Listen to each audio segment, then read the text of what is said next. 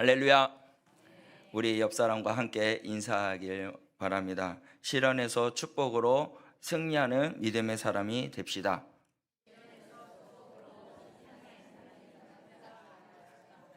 와, 역시 우리 국민 성중께 성도님들은 수준이 높아요. 예? 다른 분들은 이렇게 길게 하면은 가만히 계세요. 너무 길어가지고 어떻게 할지 모르는. 여러분들, 시련이 다 누구나 있습니다. 없는 사람은 없어요. 다 시련이 있는데, 시련 뒤에는 뭐가 있냐면 따라합시다. 축복이 있습니다. 믿으시면 아멘 하시기 바랍니다. 아멘. 여러분들, 시련 가운데 축복이 있다는 것이에요. 이 땅 가운데서 우리가 삶을 살아갈 때는 자녀는 자녀 나름대로, 또 부모는 부모 나름대로 다 시련이 있습니다. 그리고 직장에서 일하시는 남편 또 아내 나름대로 고초가 있다는 거죠. 그 아픔과 그 시련 가운데서 모두 다 우리가 분명히 알아야 할 것은 무엇이냐면, 시련 속에는 하나님께서 우리를 축복의 길로 인도해 주신다는 것을, 예수 그리스도께서 그 시련 가운데서 우리를 말씀 속에도 나오지만 나중에도 언급하겠지만, 우리를 단련하신 후에 우리를 어떻게 해요? 순금과 같이 나오게 하기, 정금같이 나오게 하기 위해서 시련이 있다는 사실을 우리가 꼭 기억하고 오늘 말씀을 함께 나누고자 합니다. 여러분들, 본문 말씀에 보면 너희가 이제 여러 가지 시험으로 말미암아 잠깐 근신하게 될지 않을 수 없으나 오히려 뭐 한다고요? 크게 기뻐하는도다 라고 말씀하고 있습니다. 여러분들, 무엇을 통해서 기뻐합니까? 기쁜 소식, 좋은 소식, 그렇잖아요. 그런 소식을 듣을 때는 기뻐합니다. 그리고 또 손자 손녀들을 보면은 막 이제 기어다녔다가 이제 아장아장 걸어다니면 얼마나 기뻐요. 그러다가 어느 날 그 순간 손자 손녀들이 할머니 할아버지라고 하지 않고 할매 할배 그러잖아요. 그렇게 말을 할 때 얼마나 기뻐요. 그 순간 아이들을 볼 때 우리는 기쁨이 넘치고, 또 자녀 손자 손녀가 있어야지 웃음꽃이 핀다, 뭐 이런 말이 많이 합니다. 근데 여러분들, 시련에 있을 때 기쁠 수 있는 사람이 돼야 된다는 것이에요. 아픔이 있을 때 기뻐할 수 있는 사람이 돼야 된다는 사실을 여러분들 꼭 기억하시길 바랍니다. 그러면 우리가 이 시련과, 그리고 그 축복이, 시련 가운데 축복이 있다는 것에서 우리가 볼 수 있는 것이 있는데, 시련 가운데 부정적인 태도를 가지고 있는 사람이 나타난다는 거예요.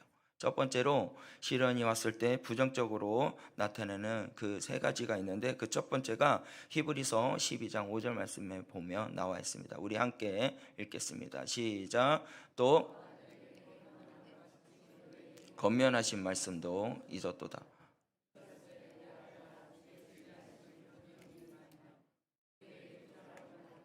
낙심하지 말라. 아멘. 이제 아들들에게 뭐 하는 거예요? 이제 권하는 것이, 너희에게 권면할 말씀이 있는데 일러스되 네 아들아, 주의 징계하심을 어떻게 해요? 경히 여기지 말고 꾸지름을 받을 때 낙심하지 말라라고 말씀하고 있어요. 그러니까 이 부정적인 태도가 뭐냐면은, 징계를 받을 때, 혼날 때 뭐냐면요, 경히 여긴다는 거예요. 꾸지름을 받았을 때 뭐 하냐? 낙심한다는 거예요.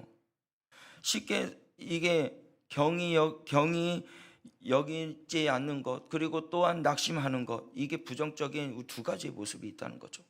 여러분들, 시련이 왔을 때, 부모님이 뭐라고 이야기했을 때 우리 경솔하게 그 말을 들어서는 안 된다고요.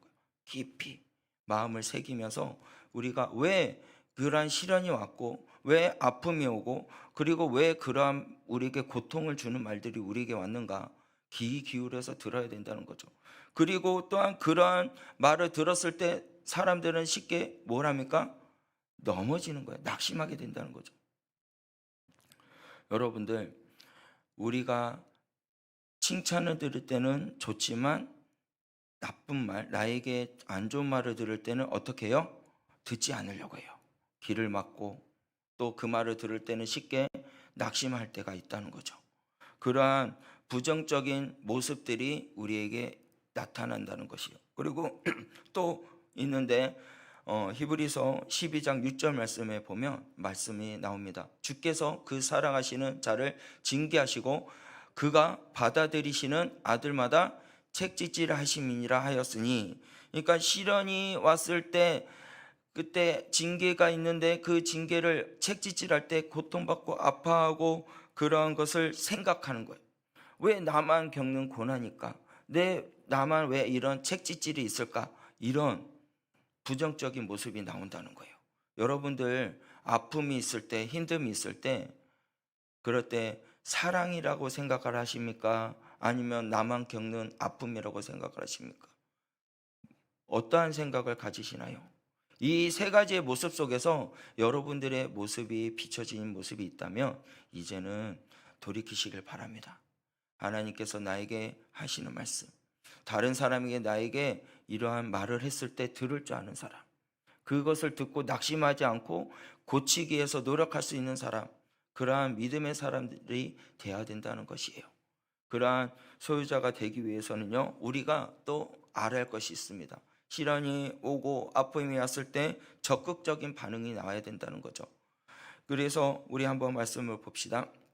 히브리서 12장 9절 말씀인데요, 한번 앞에 화면 나오는 것을 보고 함께 읽겠습니다. 시작. 또 우리의 육신의 아버지가 우리를 징계하여도 공경하였거든 하물며 모든 영의 아버지께 더욱 복종하며 살려하지 않겠느냐. 그대로 말씀 보여주세요. 육신의 아버지도 우리를 징계하려 합니다. 그렇죠.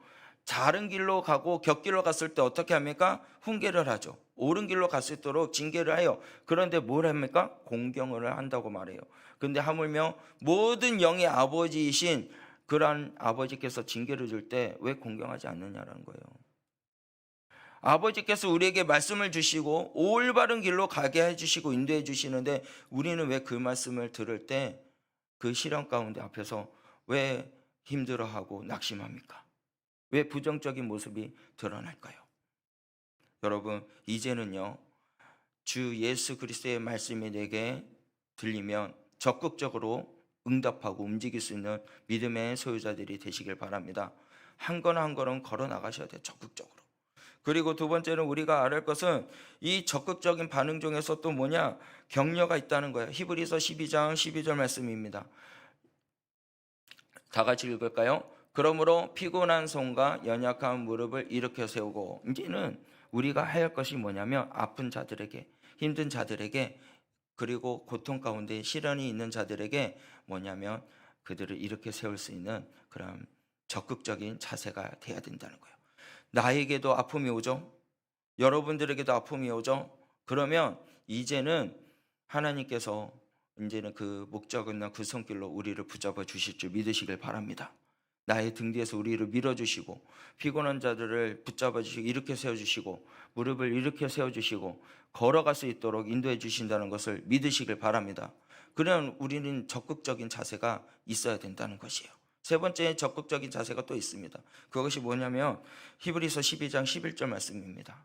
다 같이 읽겠습니다. 무릇 징계가 당시에 즐거워 보이지 않고 슬퍼 보이나 후에 그로 말미암아 연단받은 자들은 의와 평강의 열매를 맺느니라. 자, 시련에 우리가 적극적인 자세 중에서 하나는 뭐냐면 평강의 열매가 맺을 것을 믿는 자세라는 것이에요. 여러분들 시련이 오고 아픔이 있고 그리고 슬퍼 보임이 있지만 연단받은 자들은 뭐가 있다고요? 의와 평강의 열매를 맺을 줄 믿으시길 바랍니다. 말씀 보세요.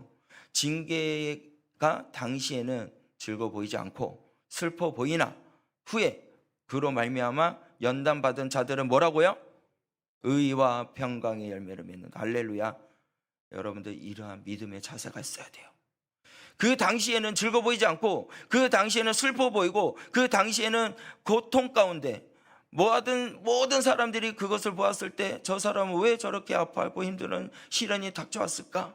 그렇게 보인다 할지라도 연단받은 우리들은 뭐가 있다고요? 의의 평강이 있을 줄, 그 열매가 맺혀질 줄 믿으시길 바랍니다. 그것이 우리들이 시련 가운데 지켜야 될 자세예요. 그 덕목의 자세입니다. 적극적으로 주의 그리스도의 음성을 듣고 움직이고 또한 그 삶 가운데, 시련 가운데에서 우리가 격려를 하며 일어나 그 연단 가운데 의의 평강의 열매가 맺어지는 그러한 믿음의 자세로 서 나가는, 한 걸음 한 걸음 나가 주의 그리스도의 은혜를 나누며 의의 평강을 나누는데 부족함이 없는 샬롬의 기쁨이 넘쳐나는 우리 구미 성종교회 성도님들이 되시기를 주의 이름으로 간절히 축원합니다. 그러면 우리가 또 아래 거 세 번째가 있는데, 시련이 왔을 때 성도들이 이제 신앙적으로 자세를 어떻게 갖춰야 되는가라는 거예요. 어떻게 우리가 성도로서 신앙적인 자세를 갖출까라는 것인데, 그것을 말씀을 보면은 욥기에 나옵니다. 욥기 8장 6절 말씀 다 같이 읽겠습니다. 청결하고 정직하면 모든 반드시 너를 돌보시고 내 의로운 처소를, 자, 또 청결하고 정직하면 반드시 뭐라고요? 돌보시고 의로운 처소를 평안하게 한다라는 거예요. 그러니까 우리가 분명히 알아야 할 것은 하나님께서 복 있는 자들에게 반드시 어떻게 하냐? 돌봐주신다는 거예요. 반드시 그런 의로운 처소 안에서 평안하게 살 수 있도록 축복해 주신다는 거예요. 누가요? 오직 그 시련의 가운데서 우리가 믿음의 자세를 갖고 나아가는 하나님의 자녀들에게 하나님께서는 이제는 넓으신 그 뜻 안에서 평강이 있도록 인도해 주신다는 거죠.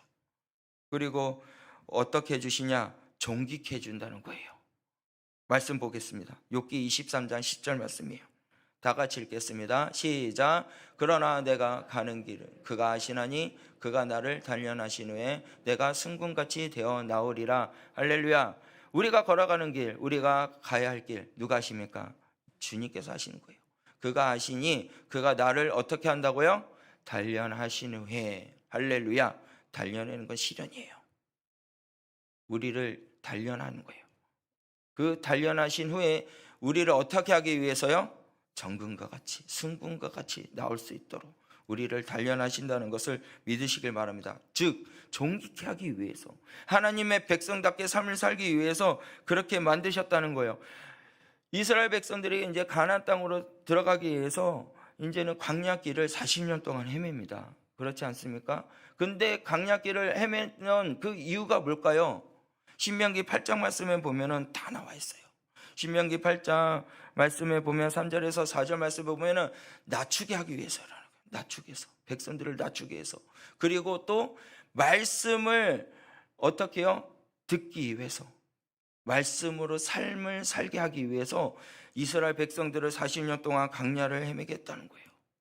여러분들 그렇게 단련하시고 그리고 주님만을 바라보게 하신 그러한 하나님의 시련이 이스라엘 백성 가운데 있었다는 것이죠. 어떻게 낮추게 하기 위해서, 또 말씀으로 삶을 살게 하기 위해서. 예수 그리스도께서도 시험을 당하실 때 말씀합니다. 사람은 뭐요? 떡으로 사는 것이 아니라 오직 하나님 입에서 나오는 말씀으로 사는 것이라. 할렐루야. 우리가 이 땅 가운데 사는 것은요, 떡 먹을 것 있는 것으로 사는 것이 아니라 그 신령 가운데 아버지께서 주시는 말씀으로 삶을 살 줄 믿으시길 바랍니다. 그것이 하나님께서 우리에게 하시고자 하는 응답이고 말씀이에요. 여러분들도 이제는 하나님께서 정금과 같이, 승금과 같이 나오게 하기 위해서 시련이 있다는 것을 믿으시길 바랍니다. 그래서 왜 나만 겪는 고난이냐, 왜 나만 겪는 아픔이냐, 원망하지 말라는 거예요. 그 가운데 나의 등 뒤에서 나를 붙잡아 주시고 나를 밀어주시는 주의 그리스도의 능력의 은혜를 바라볼 수 있는 여러분이 되시길 바랍니다. 그리고 또한 우리가 신앙적인 자세로 또 알아야 할 것은 뭐냐면, 기도의 응답이 받고 그 겨냥이 반드시 이루어질 것이라는 것을 여러분 믿으시길 바라요. 그러한 자세로 나가야 된다는 거죠. 말씀을 보겠습니다. 욥기 22장 27절에서 28절 말씀입니다. 안 나옵니까? 네, 다 같이 함께 읽겠습니다. 시작. 너는 그에게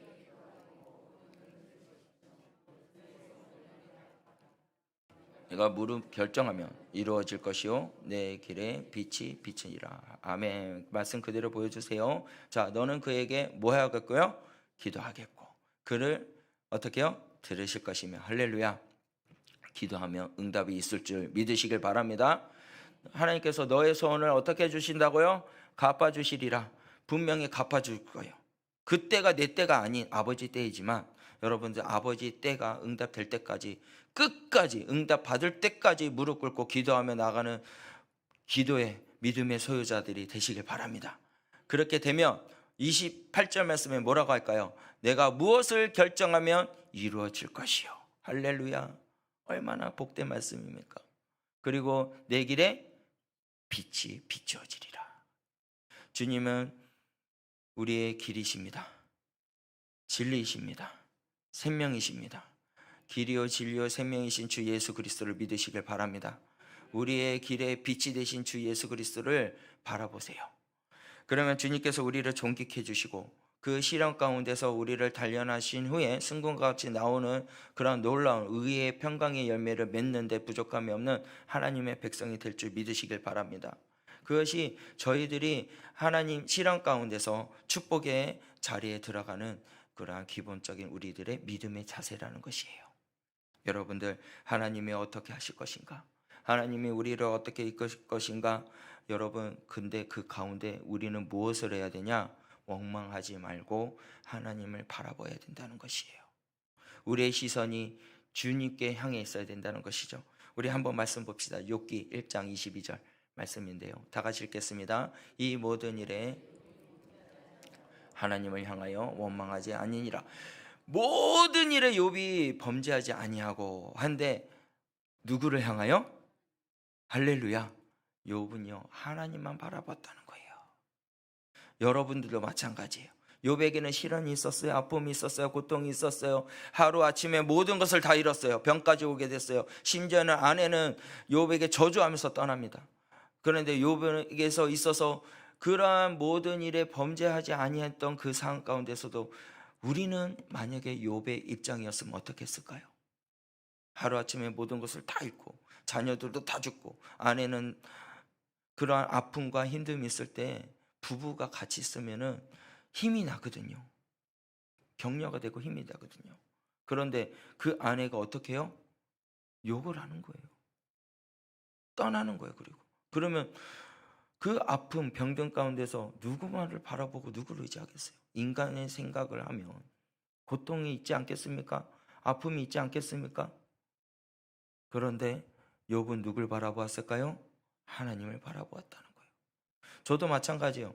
저도 아픔이 많이 있었고 힘듦이 있었고 그래 이제 매일 저녁마다 자녀들과 아내에게 눈물 보이기 싫어가지고 있잖아요. 차 안에 가가지고 밤에 10시에 나가서 차 안에 가서 막 눈물을 흘리면서 기도했어요. 눈물을 흘리면서.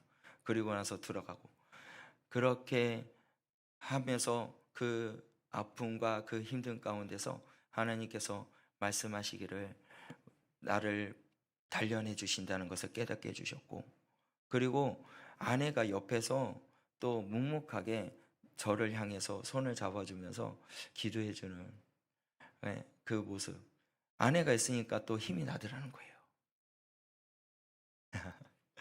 여러분들 남편이 있으니까 힘이 난 줄 믿으시길 바랍니다. 남편 왼수가 아니에요. 남편이 하나님이 나에게 주신 동역자입니다. 하나님께로 갈 수 있게 해주신 아내도 함께 하나님께로 같이 하는 예수님이 오시는 그날까지 함께 해나갈 동역자라는 사실이에요. 서로에게 동력이 돼줘야 되고 힘이 돼줘야 돼요. 아픔이 있을 때 힘듦이 있을 때 여러분들 혼자 그 일을 해결해 나가려고 하지 마시길 바래요. 동역자와 함께 이야기를 하고요. 그 동역자와 함께 기도해 보시길 바랍니다. 하나님께서는요 그 시련 가운데 축복의 말씀이 임할 줄 믿으시길 바랍니다. 그게요 저에게도 넘쳐났고요. 아픔이 있었지만 축복의 길을 갈 수 있도록 성령께서 보여주셨고 그 길을 갈 수 있도록 해주셨고 또 다른 사람을 통해서 그 길을 갈 수 있도록 해주셨어요. 여러분들도 마찬가지입니다. 시련 가운데 있습니까? 아픔 가운데 있습니까? 그렇다면 여러분들 주님을 원망하지 마세요. 하나님을 원망하지 마시고 오직 하나님이 내게 주실 축복을 바라보시길 바랍니다. 하나님만 바라보았을 때 그 축복의 길이 열릴 줄 믿으시길 바라요. 근데 보질 못해요. 왜요? 사단이 눈을 가린다는 거죠. 사단이 알지 못하게 한다는 거죠. 무엇을 통해서요?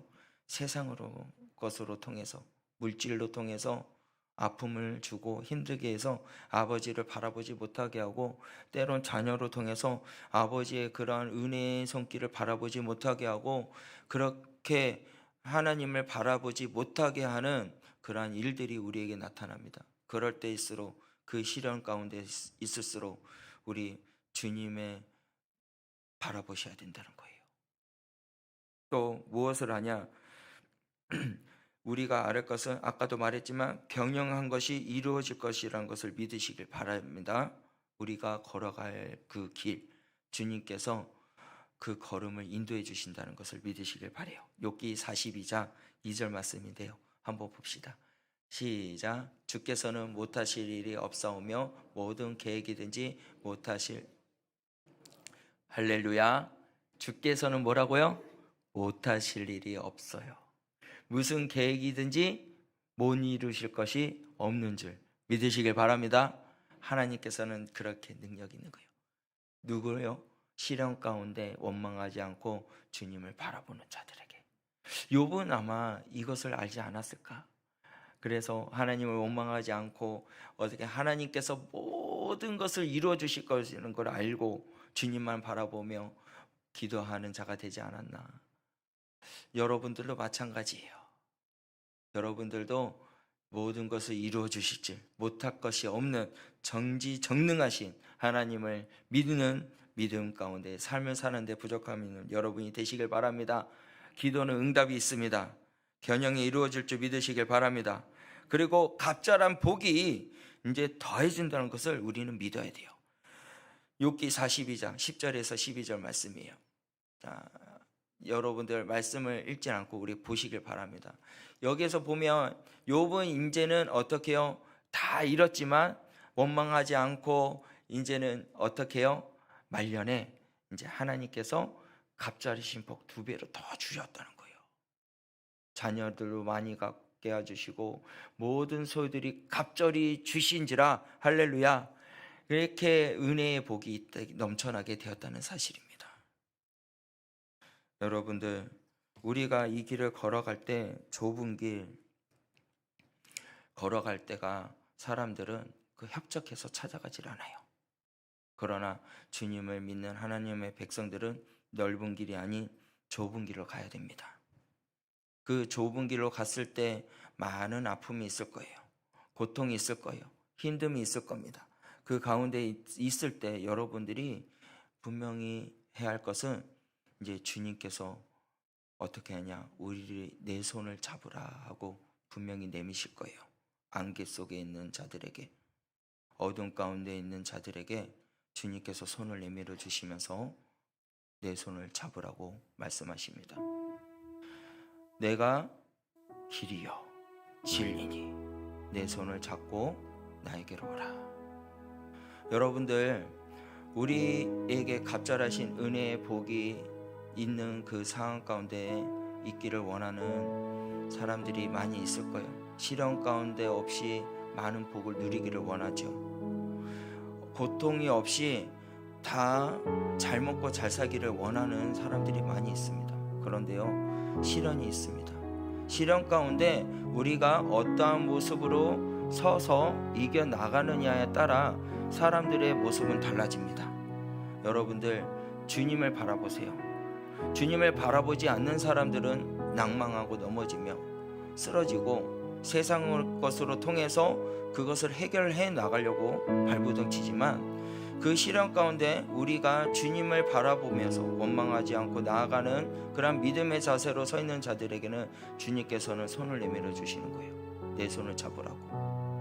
여러분들, 안개 속에 앞이 보이지는 않는 그러한 인생 가운데 있다 할지라도, 어둠 가운데 그러한 삶을 살고 있다 할지라도 손을 내밀으시는 주님의 손길을 보시길 바랍니다. 주님의 놀라우신 그러한 은혜를 여러분들 바라보시길 바랍니다. 의의 평강의 열매가 맺혀지는 그 놀라운 역사가. 그리고 주님께서 그 손을 붙잡는 자들에게 말씀합니다. 내가 곧 길이다. 내가 곧 진리이다. 그 길이고 진리이신 생명의 주 예수 그리스도 앞에 여러분들 서서 주님을 바라보고 평강의 길에 서서 나아간 데 부족함이 없는 그러한 믿음의 소유자들이 되기를 바라며, 우리 다 함께 앞에 나오는 화면을 보면서 주님 앞에 찬양하고 그리고 기도하며 우리 나아가기를 원하는데요. 이것은 예수 그리스도의 길이에요. 우리 예수 그리스도의 그 길을 걸어가서 주님의 그 길에 서는 자들이 되어 시련을 극복하고 평강의 길에 서는 그러한 믿음의 소유자가 되기를 간절한 마음으로 우리 다 함께 주님 앞에 고백하며 나아가겠습니다.